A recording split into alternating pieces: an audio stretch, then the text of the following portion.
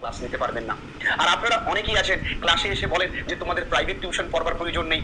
দেখুন আপনাদেরকে একটা কথা বলি, আপনারা আগে ভালো করে ক্লাসেস করান না, তাহলে ওরা একদিন প্রয়োজনটা বোধ করবেন না আমাদের দরকার নেই। আপনাদের অনেক শিক্ষক শিক্ষিকারা রয়েছে তারা ইনডাইরেক্টলি ছাত্রছাত্রীদেরকে থ্রেট করে যে আমার কাছে না পড়লে তোমার প্রজেক্টের নাম্বার দেওয়া হবে না। সব ক্ষেত্রে এমনটা হয় সেটা কিন্তু বলছি না, তবে হয় তো বলেই কিন্তু আপনাদেরকে বলছি। আপনারা বারবার করে গলায় চিৎকার করে বলেন যে প্রাইভেট টিউশন কিন্তু একদম নয়, সবটাই স্কুল কেন্দ্রিক। আপনাদেরকে একটুখানি বলে রাখি, আপনাদের স্কুলের কি সত্যি ক্ষমতা রয়েছে নিট জেই মতন প্রস্তুতি নেওয়ার? আপনার স্কুলে কি সত্যি ক্ষমতা আছে ডব্লিউবিসিএস ইউপিএসসির মতো প্রস্তুতি নেওয়ার? আপনাদের স্কুলে কি সত্যি ক্ষমতা আছে একটা ছাত্রকে সর্বোত্তম রেজাল্ট করিয়ে দেওয়ার জন্য?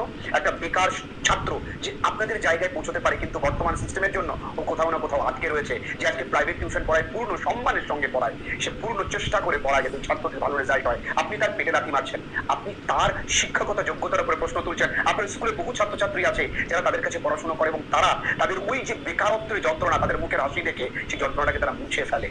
আপনার এতটুকু বাধে না সেই শিক্ষকগুলো সেই গৃহ শিক্ষকদের বিরুদ্ধে কথা বলতে? আপনাদের জিপটা কি দিয়ে তৈরি?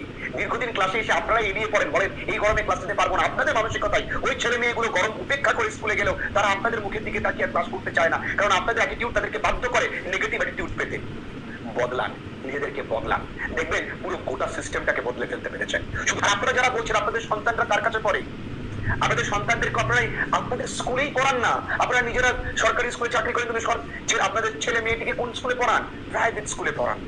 আপনার বাড়িতে যে ম্যাডাম বা স্যার পড়াতে আসে তাকে কত টাকা মাইনে দেন? প্রশ্ন করবার আগে নিজেকে একবার আয়নার সামনে দাঁড় করিয়ে দেখুন। আপনাদেরকে কেউ কিছু বলে না। সাধারণত একটা গার্ডিয়ান্স আপনার সঙ্গে কথা বলতে পারে না ভালো করে, নিজেকে শিক্ষক বলে দাবি করছেন।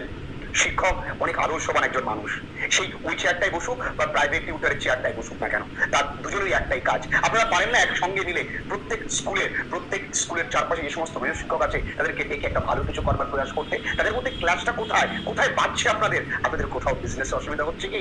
স্কুল থেকেও নেবেন, আবার স্কুলের পরিচিতিকে কাজে লাগিয়ে ভয়টাকে কাজে লাগিয়ে ছাত্রগুলোকে হাতাবেন, সেটা কি কোথাও বাজছে? প্রশ্ন রইল আপনাদের কাছে।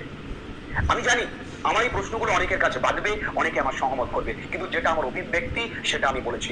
আমার চিন্তা আমার মতন যারা বাংলায় বেকার ছেলে মেয়েগুলো টিউশন পড়াচ্ছে অত্যন্ত ডেডিকেশন নিয়ে, তারা দিন রাত ভাবছে একটি ছাত্রের ভালো কি করে করা যায়, তাদের নামে উচ্ছ্বাস করানো কোন স্কুল শিক্ষকের শোভা পায় না। একবার একটু চোখটা বন্ধ করে ভাবুন তো, আপনারা কোনো সময় টিউশন পড়িয়েছেন? আপনারা আপনাদের বেকারত্বের জ্বালাটাকে একটু হলেও মিটিয়েছেন টিউশন পড়িয়ে? আজকে সিস্টেমের জোরে আপনি ওইখানে, আর আমরা সিস্টেমের জোরে বা আমরা সিস্টেমের শিকার।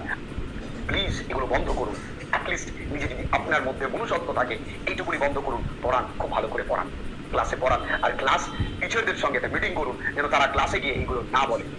এগুলো তাদের যে ছেলে মেয়েদের উদ্দেশ্যে বলছে, যে ছেলে মেয়েরা কিন্তু সেই শিক্ষককে ভালো চোখে দেখে না, এটা মনে রাখবে। আর তোমরা বাংলার আপামর ছাত্রছাত্রীরা তোমরা এটা মাথায় রেখে দাও, এই যে গরম, এই গরম আবার কমে যাবে, গরম কমে বর্ষাকাল আসবে, তখন দেখবে তোমাদের স্কুল টাইমিং চেঞ্জ হবে। তোমাদের গৃহ শিক্ষকরা যেইভাবে তোমাদের সময় দেবে, একটু স্যারের সঙ্গে কোপ আপ করে নেবে, কোনো পড়াই বন্ধ হবে না। এই গরম কিন্তু দেখবে না যে তুমি স্কুল বন্ধ করেছো বা তুমি ক্লাস বাঙ্ক করেছো বা তুমি ক্লাস টিচারের কাছে যাওনি বা স্কুল টিচারের কাছে যাওনি বা তুমি প্রাইভেট টিচারের কাছে যাওনি, কোনোটাই ফাঁকি দেওয়া যাবে না। দুটোকেই সমানভাবে চালাতে হবে। তাই তোমার গৃহ শিক্ষক যে সিদ্ধান্তটা নেবেন তোমার কোন সময় পড়াবেন সেইটাকে পূর্ণ সহমত দিয়ে তুমি কিন্তু দুটোকেই ব্যালেন্স করে চলবে। তাই তুমি নেগেটিভিটিতে পা দেবে না, পজিটিভিটিতে পা দেবে।